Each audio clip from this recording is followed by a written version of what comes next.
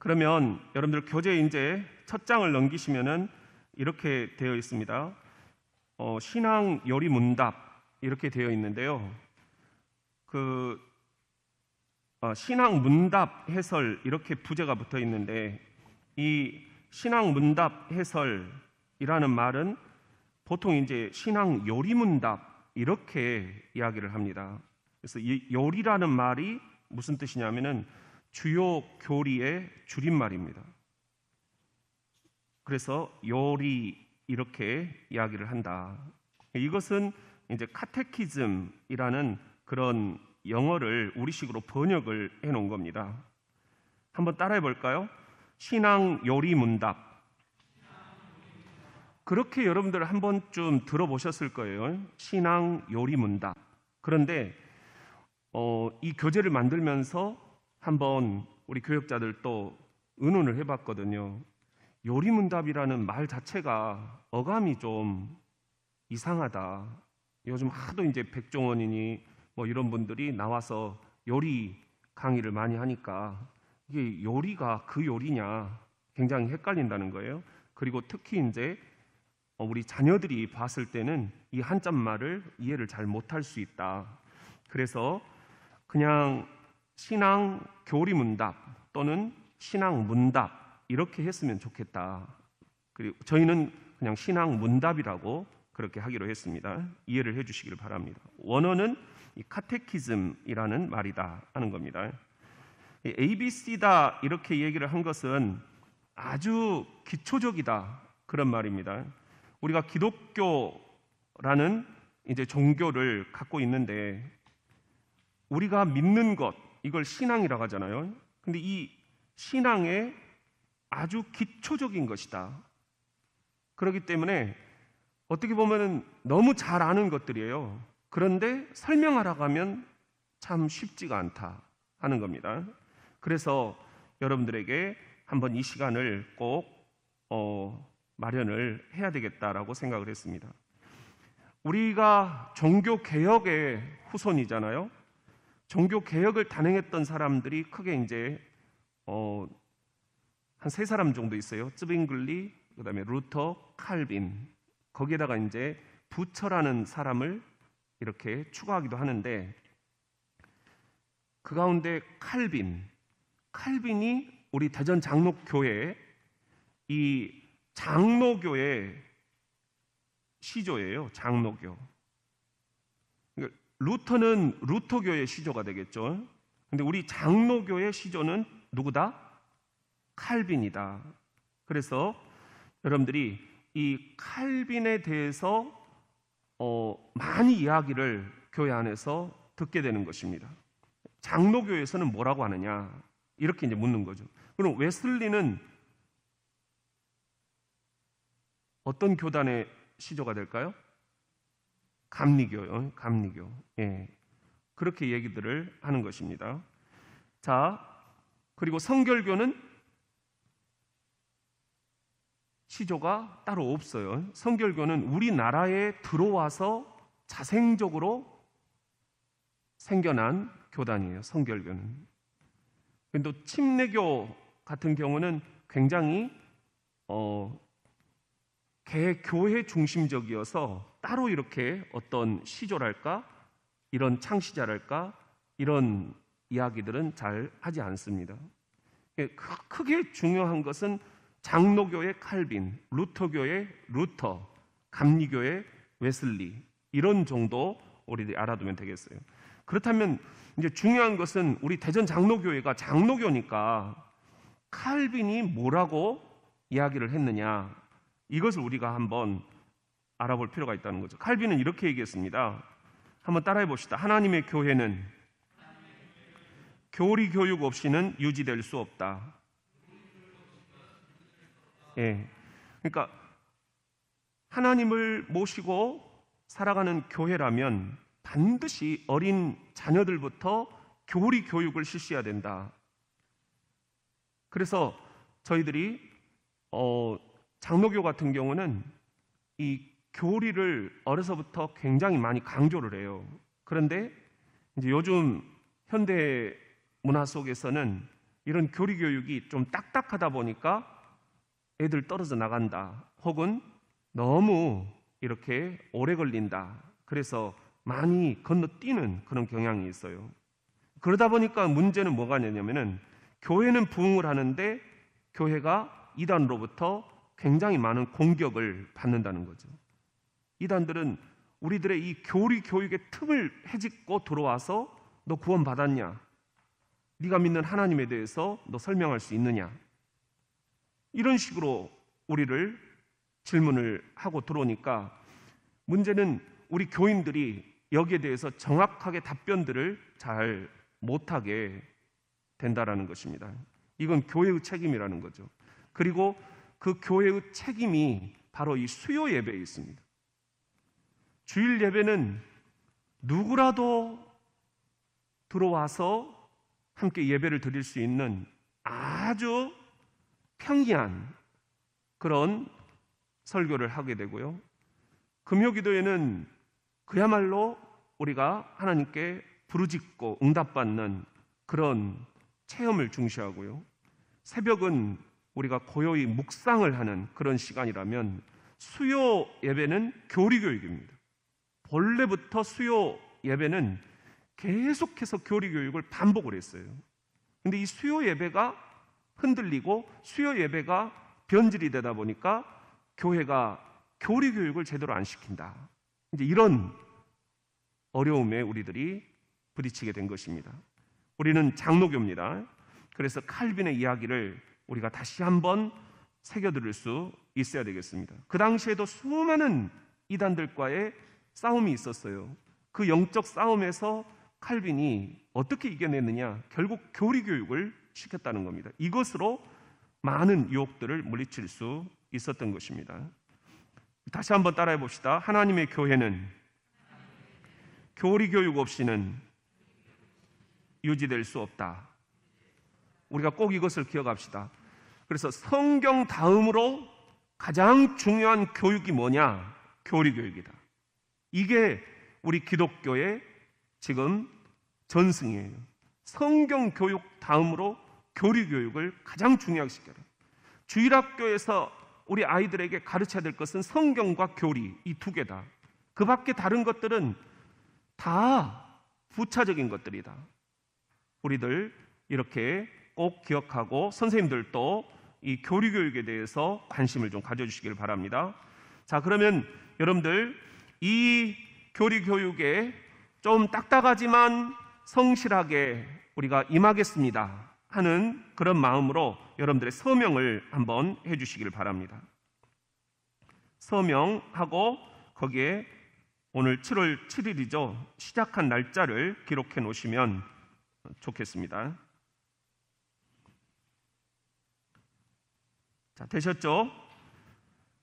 자, 그러면 이제 우리가 이렇게 신앙 문답, 교리 교육을 하는데 근거가 되는 신구약의 말씀이 하나씩 있어요. 그게 이제 신명기 6장 7절인데요. 우리 한번 저를 따라해 볼까요? 내 자녀에게 부지런히 가르치며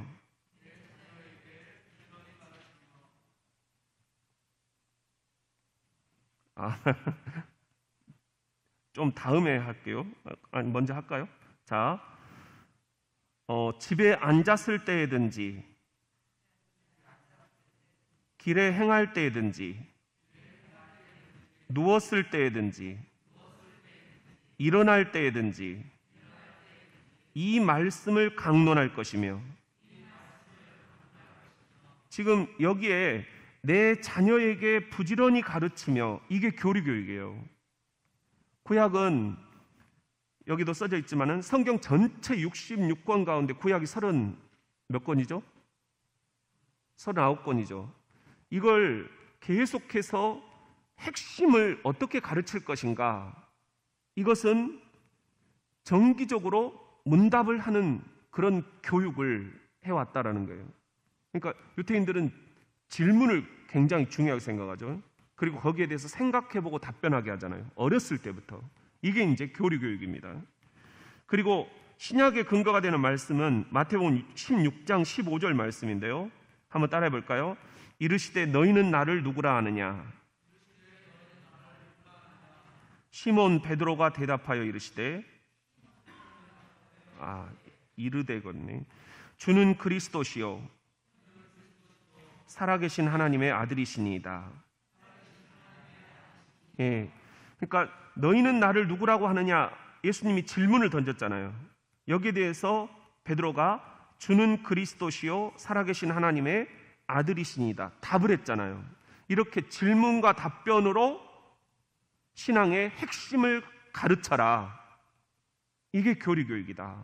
그래서 앞으로도 보시겠지만은 신앙 문답은 계속해서 질문하고 답변하고 질문하고 답변하고 이런 형태로 되어 있습니다. 이것을 이제 문답으로 확인을 했으면 세례를 줘라. 그래서 우리 개혁교회, 특히 이제 장로교회에서는 세례 교육을 굉장히 중요하게 생각을 하죠. 그런데 이것 또한 요즘에는 많이 간과가 되고 있다. 세례를 한 6개월 정도 교육을 시켜라 그래요. 그렇게 안 되면 적어도 3개월. 그런데 우리들이 이렇게 장기간의 세례 교육을 시킬 만한 그런 교회의 환경이 잘 갖춰지지가 않는 겁니다. 서로가 못 견뎌요. 가르치는 담임 목사 입장에서도 6개월 동안 한 분을 붙잡고 계속 그렇게 하기가 참 쉽지가 않고, 배우는 분들 입장에서도 나는 이미 다른 교회에서 다 알고 왔는데 이렇게 얘기를 하기도 하시고, 또 이 교회는 좀 유별나다 그렇게 생각하시고 또 못 견디니까 가버리기도 하고요. 그래서 요즘에는 먼저 선세례 후 교육 이런 식으로 하면서 수요 예배 때 와서 배우십시오 이렇게 얘기를 하는데 많이 변질된 거죠. 제대로 가르치려면 우리가 한 6개월 정도는 탄탄하게 문답으로 가르쳐야 된다는 그런 이야기입니다. 그런 교육을 여러분들이 받으신 분들도 있고 아니면 그냥 건너뛴 분들도 있을 거예요. 여하튼 우리가 이번 그 수요 예배를 통해서 여러분들 제가 머릿말에 써드린 대로 한번 여러분들에게 좀 동기부여가 됐으면 좋겠습니다. 제가 한번 읽어보겠습니다. 제가 우리 교회를 섬기면서 가장 많이 받는 질문은 왜 철저히 신앙교육을 안 시켜주느냐 하는 것이었습니다. 어떤 이들은 그런대로 여러 가지 모임을 통하여 들은 풍월이라도 있지만 대부분은 주일 낮 예배만 드리고 가시기 때문에 도무지 신앙의 기초가 없다 탄식하는 분들을 정말 많이 만났습니다. 그래서 늘 이 문제를 어떻게 극복할 수 있을까 고민이 되지 않을 수 없었습니다. 그래서 코로나 이후 어떻게 살 것인가 기도하는 가운데 이번부터 늦더라도 천천히 하나하나 기독교 신앙의 기초를 들여다보려고 합니다. 그 첫 번째 과제로 우리 기독교 신앙의 ABC를 다루어 보고자 합니다. 내용은 우리 기독교 역사에서 매우 소중하게 전해 내려오는 신앙 교리 문답, 다른 말로 하면 신앙 요리 문답. 요리라는 말을 일부러 안 쓰고 교리로 바꾼 거예요. 이 교리 문답을 근거로 한 것입니다. 신앙 교리 문답은 글자 그대로 우리 기독교 신자들이 가장 중요하게 생각해야 할 요소들을 질문과 답변 형식으로 일목요연하게 정리해 놓은 것입니다. 전통에 따라 하이델베르크 신앙 교리 문답이나 웨스트민스터 신앙 교리 문답 등이 전해져 내려오고 있는데 우리 신자들이 꼭 한 번은 공부해야 할 필수 항목들로 엮어져 있습니다. 이것은 나중에 다시 한번 설명을 드립니다. 여기서는 그 역사적인 신앙 교리 문답들을 여러 개 펼쳐놓고 우리 대전 장로교회 감각에 맞게 하나로 다듬어 보았습니다. 그리고 수요 저녁 예배, 성전 예배와 온라인 예배를 병행해서 이 시간에 신자들이 서로 모여서 의견을 나누며 각 항목의 답변에 하나씩 괄호넣기를 할 수 있도록 고안해 보았습니다. 또 관련된 성경 구절들을 모두 개역 개정판 성경에 맞추어 제시하였고 역시 성구도 하나씩 괄호넣기를 할 수 있도록 엮어보았습니다. 아무쪼록 이 신앙 문답 교재를 통하여 여러분 한 분 한 분에게 기독교 신앙의 기초가 아름답게 수놓아지기를 기대해 봅니다. 그리고 이미 신앙생활을 오래 하신 분들은 이 책을 통하여 자신의 신앙 고백을 다시 한번 리모델링할 수 있는 절호의 계기가 되었으면 합니다. 또 현대생활 한복판에서 정신없이 바쁜 분들도 이 책을 통하여 저마다 우리 기독교 신앙의 ABC를 핵심적으로나마 재정립할 수 있는 시간이 되었으면 합니다. 그러나 무엇보다도 중요한 것은 이 책의 내용들을 머리가 아닌 가슴으로 품고 삶의 자리에서 실천하는 일일 것입니다. 네, 자, 여러분들 제 마음을 좀 이해를 해주시길 바라고요. 차례로 한번 들어가 보겠습니다. 차례. 1부는 사도신경, 2부는 니케아 콘스탄티노플 신조, 그리고 3부는 대전 장로교회. 우리 교회 교인이라면 신앙의 핵심을 어떻게 답을 해야 되는가, 이단에 대해서 우리가 어떻게 대처를 해야 되는가, 이런 것들을 한번 정리를 해보도록 하겠습니다. 이제 오늘 그 첫 번째 1부는 사도신경이에요. 이 사도신경은 여기도 되어 있지만은 사도신조다, 이렇게 표현을 하기도 합니다. 우리 한번 해볼까요? 사도신경, 사도신조. 그래서 신경이라고 하면 굉장히 좀 우리가 엄숙한 그런 의미에서 성경 이러잖아요.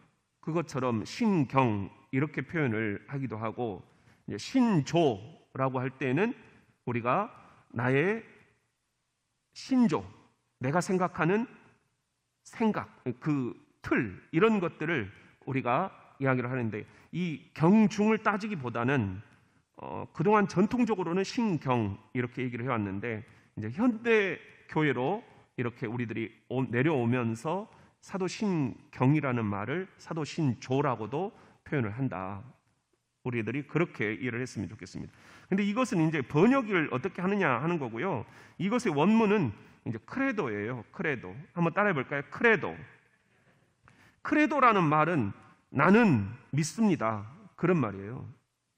그러니까 여러분들이 이제 가만히 생각해 보시면 사도신경은 전부 다 나는 믿습니다, 이렇게 돼 있어요. 그리고 이 사도신조는 최초로 나타난 그 문서가 이그나티우스라는 분의 이 저서에서 110년경에, 그리고 디다케라고 이렇게 가르치는 그런 이제 문헌들이 있거든요. 여기에 이제 한 120년, 그리고 저스틴이라는 분의 저서에서 165년, 그러니까 기원 주후 2세기경에 시작이 됐다 하는 겁니다. 이게 오늘날의 사도신경으로 이렇게 틀이 잡힌 것은 한 8세기 정도라고 그렇게 이야기를 하고 있습니다. 자, 그러면 여러분들이 이제 잘 아시듯이 사도신경은 3부로 되어 있어요. 3파트로. 첫째, 여기서부터 한번 읽어봅시다. 시작. 나는 전능하신 아버지 하나님, 천지의 창조주를 믿습니다. 자, 보세요. 여기 나는 믿습니다, 이렇게 돼 있죠. 이걸 크레도다, 크레도, 이렇게 얘기를 하는 거예요. 그런데 뭘 믿느냐? 첫 번째는 전능하신 아버지 하나님, 천지의 창조주, 성부 하나님을 믿습니다, 그런 고백이에요. 그 다음에 두 번째 파트에서는 나는 믿습니다죠. 누구를? 그의 유일하신 아들. 그의라는 것은 이 앞에 있는 성부 하나님이시죠. 성부 하나님의 유일하신 아들, 우리 주 예수 그리스도를 믿습니다. 그래서 두 번째는 성자 하나님을 믿습니다, 그런 말입니다.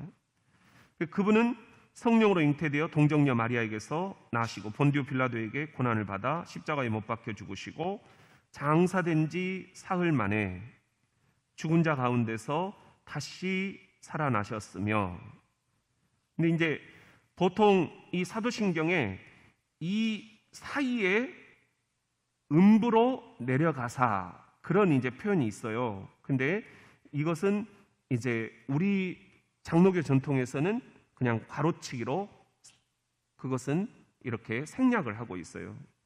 그 다음에 하늘에 오르시어 전능하신 아버지 하나님 우편에 앉아 계시다가 거기로부터 살아있는 자와 죽은 자를 심판하러 오십니다. 이게 이제 두 번째, 성자 예수 그리스도, 성자 하나님, 이렇게 이야기를 합니다. 그 다음에 세 번째 파트는 나는 믿습니다. 뭘 믿는다는 거죠? 성령을 믿습니다 하는 겁니다. 성령 하나님, 이렇게 얘기하죠. 거룩한 공교회와 성도의 교제와 죄를 용서받는 것과 몸의 부활과 영생을 믿습니다. 이렇게 우리가 세 파트로 나누어져 있다 하는 거예요. 이것을 우리는 흔히 뭐라고 그럽니까? 성부, 성자, 성령, 이분을 그렇죠, 삼위일체다, 이렇게 얘기를 하고 있어요. 이 부분은 이제 우리가 조금 더 설명을 앞으로 진행을 하게 될 겁니다. 자, 그 다음 이제 사도신경이 주후 2세기, 그런데 그 다음에 교회 역사에서 나타난 신조가 있어요. 이제 이게 우리들이 많이 간과하고 있는 신조입니다. 니케아 콘스탄티노플 신조. 이게 우리가 익숙해지기 위해서 니케아 신조, 이렇게도 얘기를 해요. 한번 따라해 봅시다. 니케아 신조. 이게 이제 381년에 교회의 모든 이 종교 지도자들이 함께 모여가지고 이것을 공적으로 인정을 한 거예요.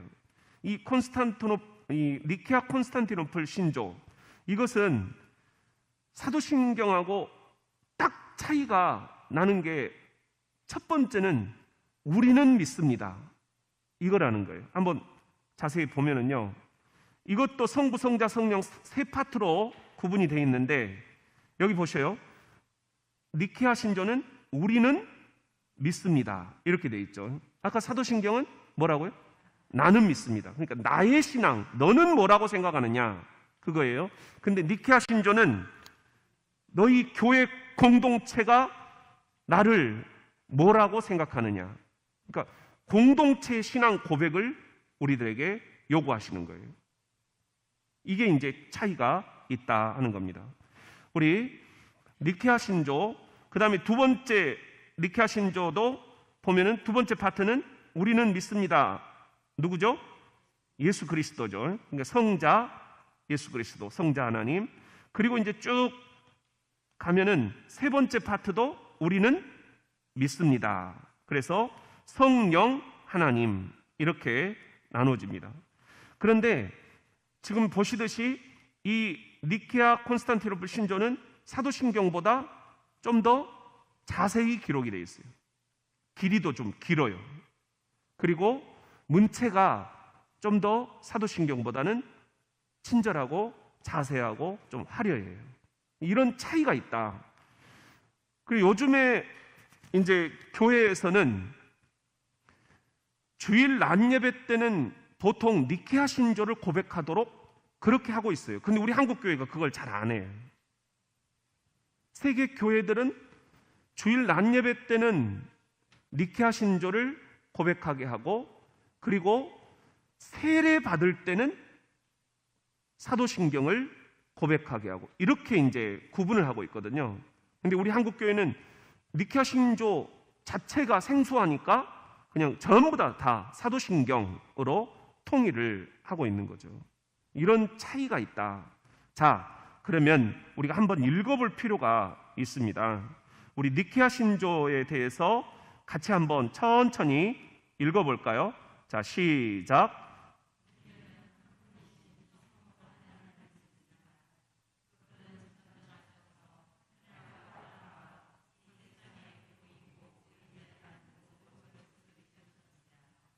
우리는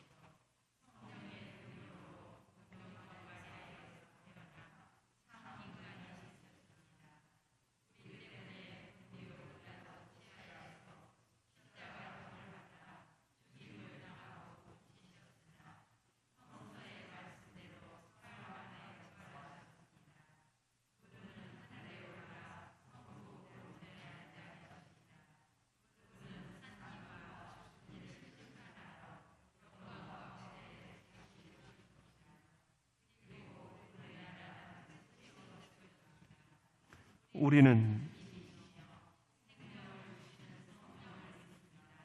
성령은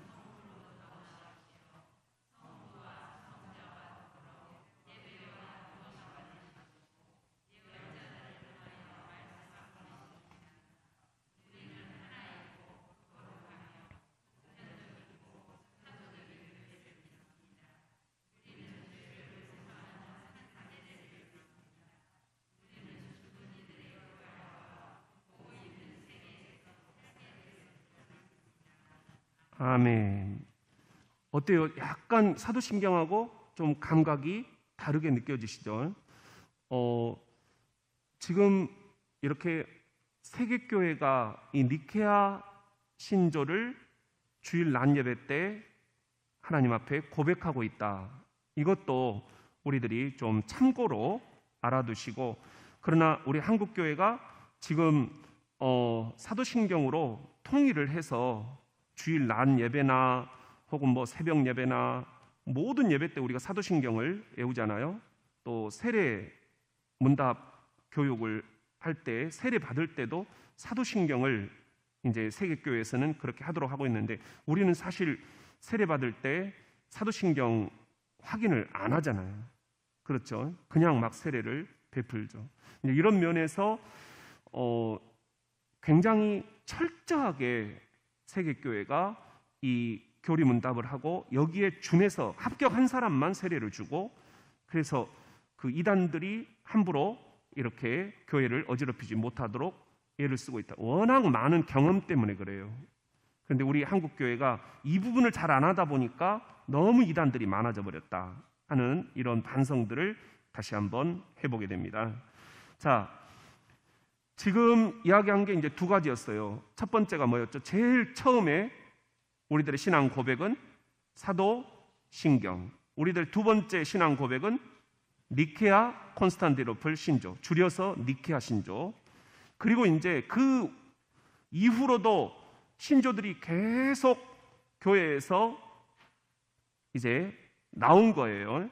그러니까 특히 이제 어떤 때 신조가 생겨났냐면, 너무 이단들이 교회를 어지럽힐 때 교회가 여기에 대해서 수많은 이제 혼선을 빚게 돼요. 그러면 교회 지도자들이 같이 모여가지고 우리 이 이단들에 대적하기 위해서 우리들의 신앙을 다시 한번 분명히 우리가 정립하자. 그러면서 어떤 지역에서 모였는지 거기에 따라서 그 지명을 넣어가지고 무슨 신조 이렇게 이제 쭉 나와요. 근데 대표적으로 우리가 이제 장로교라고 그랬잖아요. 우리 장로교 전통에서 고백했던, 하나님 앞에 고백했던 교회의 신조들이 있어요. 그게 이제 제일 중요하게 언급되는 것이 칼케돈 신조라는 거예요. 이건 이제 우리가 신학을 하다 보면 굉장히 중요한 신조가 됩니다. 이건 이제 로마 교회의 감독이었던 레오, 이분과 연결이 되어 있고요. 그 다음에 두 번째는 베른 신조라는 건데, 이건 이제 1528년도에 교회가 고백을 했던 건데, 아까 말씀드렸죠. 종교 개혁의 선구자 가운데 쯔빙글리가 있다고 그랬죠. 사실은 이 쯔빙글리가 우리 칼빈이나 루터보다도 더 아주 확실하게 개혁을 단행하려고 했어요. 그래서 이 쯔빙글리, 그다음에 마르틴 부처라는 분이 있어요. 이분들이 이렇게 초안을 작성한 그런 신조가 베른 신조라는 겁니다. 그리고 또 하나 이제 제네바 신조라는 것이 있는데, 이것은 우리 장로교의 이제 제일 선구자죠. 칼빈이 1552년에 기초를 잡은 거예요. 그 다음에 이제 제1 스위스 신조라는 게 있는데, 이게 1536년에 교회에서 고백을 한 거예요. 여기에는 이제 블링거라는 분이 기여를 많이 했어요. 그리고 또 하나가 제1 스코틀랜드 신조예요. 이건 이제 1560년 존 녹스다 혹은 낙스다, 뭐 발음하기 나름이죠. K-O-N 이렇게 존 낙스 이렇게 얘기를 하는데, 이게 왜 중요하냐면, 우리가 지금 한국 기독교 장로회 이러잖아요. 그러니까 우리 한국에 들어와 있는 장로교의 뿌리가 어디에 있느냐? 사실은 스코틀랜드 장로교와 굉장히 많은 그런 관계가 있어요. 근데 이걸 우리들이 잘 모르죠. 그래서 이 스코틀랜드 신조가 굉장히 중요하다 하는 것입니다. 우리는 칼빈만 겨우 알고 있지 이 스코틀랜드의 존 녹스에 대해서는 이야기를 잘 안 하잖아요. 이런 부분을 여러분들이 참고로 아시면 좋겠다. 우리 대전 장로교회는 이 스코틀랜드랑 굉장히 관계가 깊다 하는 겁니다. 그 다음에 또 하나 이제 중요한 것은 이 하이델베르크 교리문답이라는 것인데요. 이건 1563년에 이제 독일 하이델베르크에서 고백을 한 거예요. 하나님, 우리는 이렇게 믿습니다 한 건데, 이것은 올리비아누스라는 분이 이제 초안을 잡으신 거예요. 이 하이델베르크 교리문답이 굉장히 잘 돼 있습니다. 아주 정교하게. 그래서 이것도 이제 여러분들이 한번 참고로 이렇게 알아두시면 되겠고, 혹 시간이 우리가 이제 난다면 이 하이델베르크 교리문답도 책 한 권으로 이렇게 돼 있는데, 여러분들과 함께 그 책을 우리들이 공부를 할 그런 이제 기회가 올 수도 있겠습니다. 그리고 또 하나가 웨스트민스터 소요리 문답. 여러분들 좀 들어보시지 않았나요? 웨스트민스터 소요리 문답. 이게 우리 장로교에서 가장 이제 많이 얘기하는 그런 이제 교리 문답이에요. 웨스트민스터, 영국이죠. 영국의 청교도 목사와 장로들이 함께 모여서 아주 집대성한 그런 문답이에요. 질문과 답변으로 돼 있어요. 그래서 이것은 우리 지금 대전 장로교회 신앙 고백을 만드는데 근간이 된 그런 소요리 문답이기도 합니다. 그래서 이 두 가지를 이제 우리가 좀 시간이 이렇게 앞으로 이제 생기면 좀 더 심화 과정으로 공부할 수 있다. 아주 잘 되어 있습니다. 이건 이제 참고해 주시기를 바라고, 그러면 이제 바로 3부로 들어가서요. 웨스트민스터 신앙 교리 문답에 근거해서 우리 대전 장로교회 교인이라면 어떻게 신앙을 우리들이 고백을 해야 되는가, 그걸 함께 좀 살펴보도록 하겠습니다. 자, 우리 찬송가 4장을 한번 하나님 앞에 올립시다. 찬송가 4장입니다. 그 찬송가 4장을 보면은 성부, 성자, 성령 영원히 영광 받으옵소서 그랬죠. 우리가 하나님께 영광을 올려드리기 위해서 살아간다 하는 겁니다. 한번 우리가 찬송 한번 부릅시다.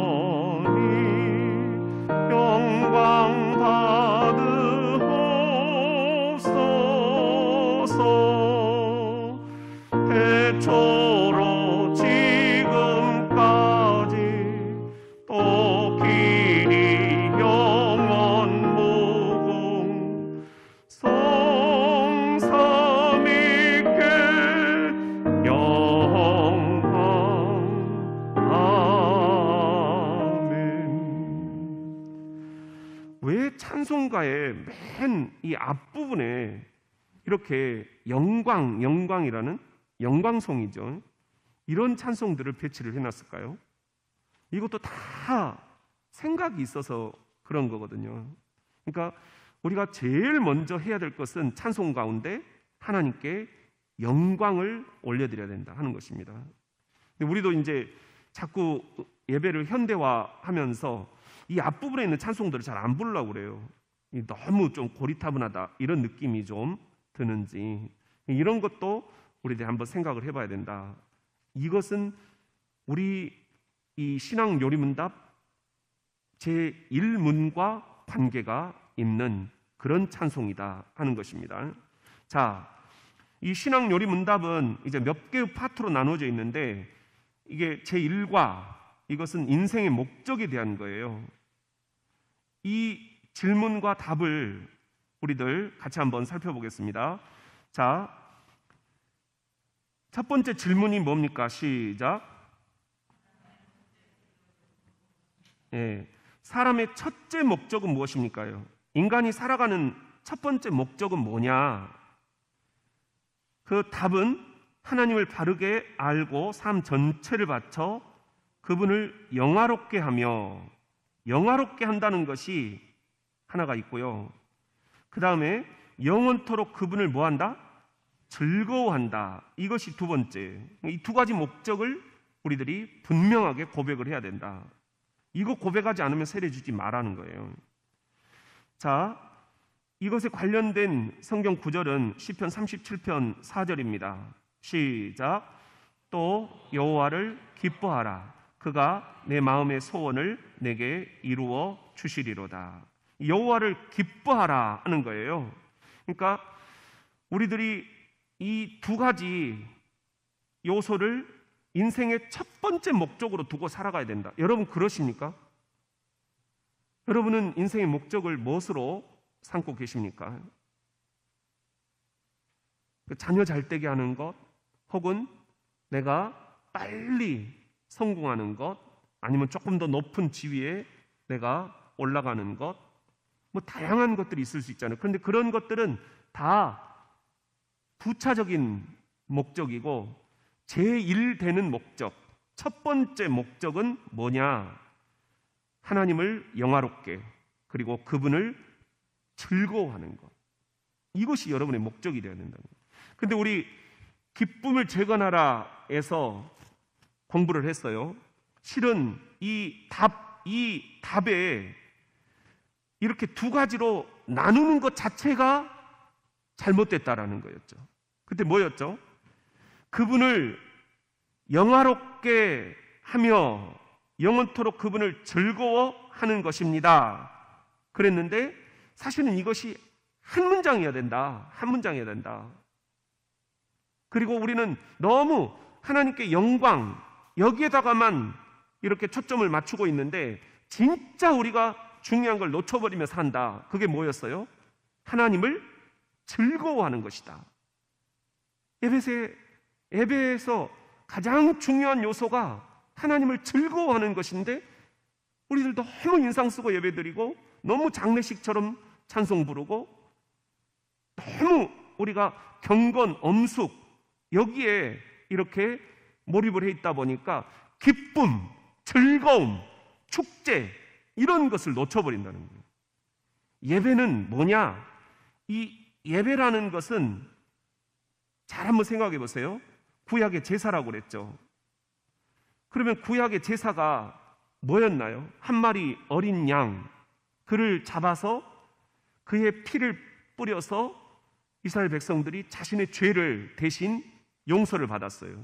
그런데 신약에 와서 바로 그 한 마리 어린 양, 그 피값이 예수의 피값이라는 거죠. 그 예수가 우리를 위해 대신 죽어주심으로 우리가 죄로부터 구원을 받았다. 이것이 신약의 예배예요.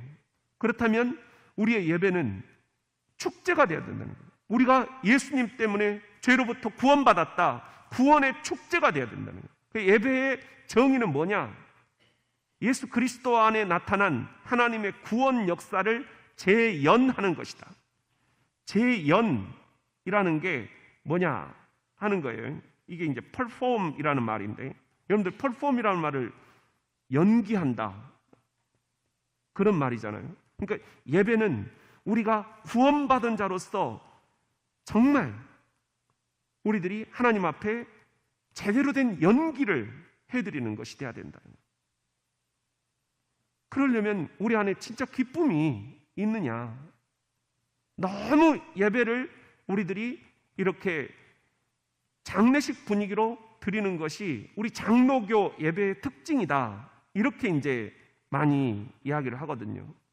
그래서 우리가 어렸을 때부터 예배 드릴 때 보면은 항상 거룩으로 시작을 해서 마지막에 이렇게 마치는 그 분위기까지도 굉장히 엄숙하게 맞춰요. 그냥 숨소리도 제대로 못 내게 하잖아요. 근데 그런 부분도 분명히 있지만 예배를 영과 진리로 드려야 되는 그런 것도 간과해서는 안 되지만 진짜 중요한 의미는 예배는 우리가 죄로부터 구원받았다라는 그 기쁨의 표현이 된다. perform. 그것이 연기가 돼야 된다는 거예요. 우리 안에서, 우리 몸으로, 우리 행동으로, 우리의 언어로 이것이 연기가 돼야 된다. 그러려면 진짜 기쁨이 있어야 기쁨의 축제를 드리지 않겠느냐, 그런 이야기입니다. 그런 이야기 여러분들 제가 한번 말씀을 드렸어요. 한 대학교 교정에서 그 학생이 막 달려가는 거예요. 근데 이제 교수님이 그걸 보고는 어이 학생 뭘 그렇게 뛰어가나 하면서 교수님이 재미가 붙어가지고 같이 이렇게 막 뛰어오신 거예요. 그러니까 이 학생이 아이 교수님 지금 수업에 늦었어요. 저 빨리 가야 돼요. 이 교수님이 재미가 더 붙는 거예요. 그래? 그러면 수업 끝나면 뭐 하려고 그러나? 아, 교수님 끝나면 아르바이트 가야죠. 그래? 그러면 자네 아르바이트 끝나면 뭐 하려고 그러나? 아이, 교수님 저 집에 가서 부모님이랑 같이 이렇게 또 식사해야죠. 그래? 그러면 부모님이랑 식사 끝내면 뭐 하려고 그러나? 아이, 교수님 왜 그러세요? 그러면 자야죠. 그러면 자고 나서 뭐 하려고 그러나? 아, 그러면 또 내일 학교 와야죠. 그러면 또 내일 학교 와서 뭐 하려고 그러나? 공부해야죠. 그러면 공부해서 뭐 하려고 그러나? 취직해야죠. 그러면 취직하면 뭐 하려고 그러나? 아이, 참, 저 이제 돈 벌어야죠. 그럼 돈 벌어서 뭐 하려고 그러나? 결혼해야죠. 그러면 결혼하면 뭐 하려고 그러나? 애기 낳죠. 애 낳으면 뭐 하려고 그러나? 아, 애 키워야죠. 애 키우면 뭐 하려고 그러나? 아, 이제 은퇴해야죠. 은퇴하면 뭐 하려고 그러나?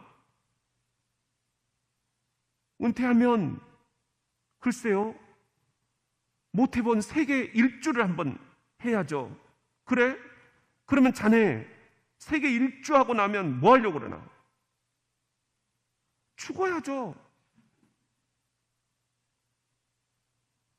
자네 지금 이렇게 뛰어가는 이유가 그러면 궁극적인 목적이 죽기 위해서네?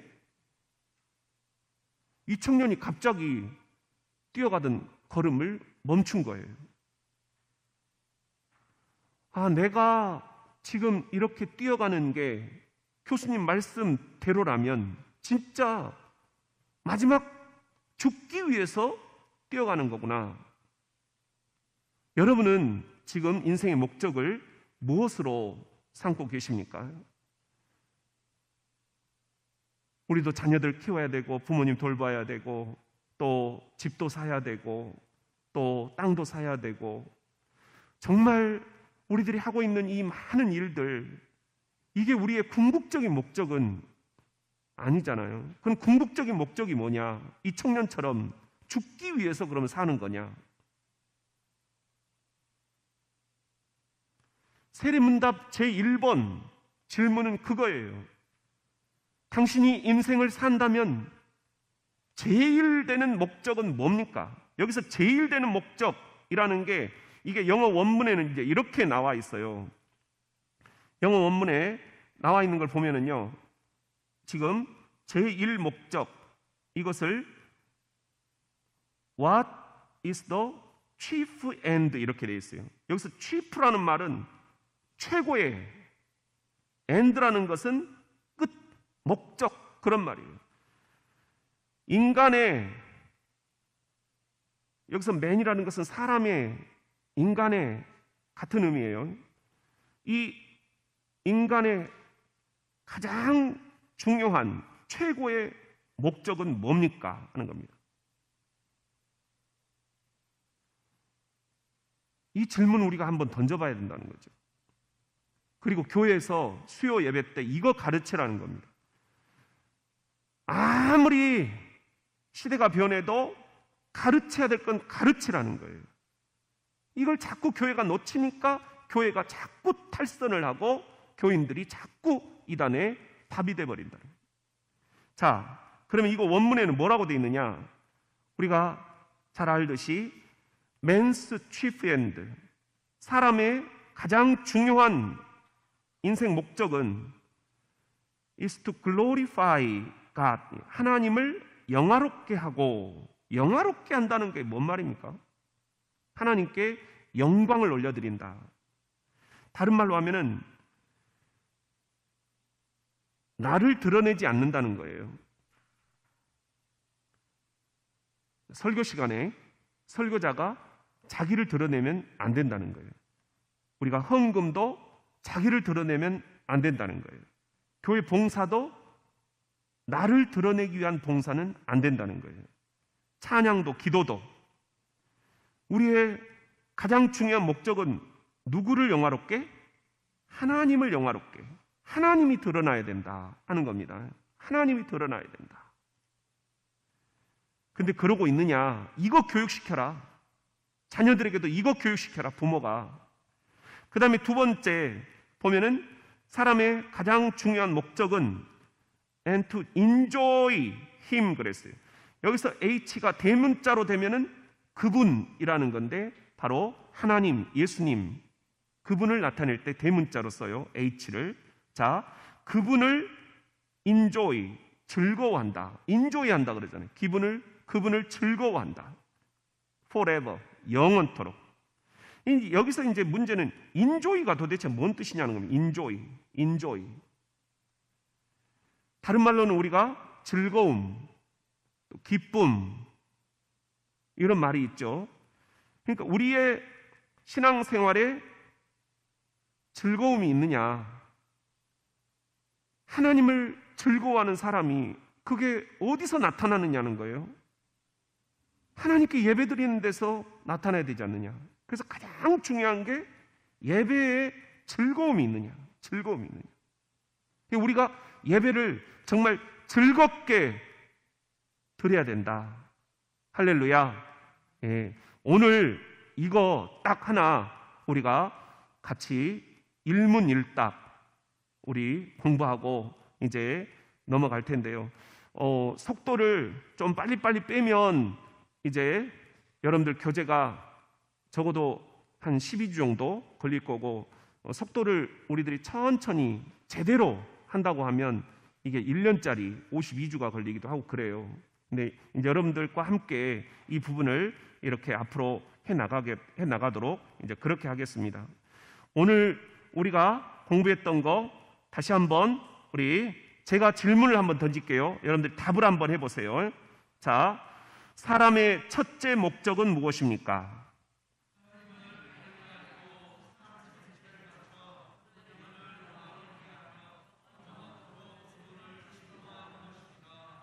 아멘.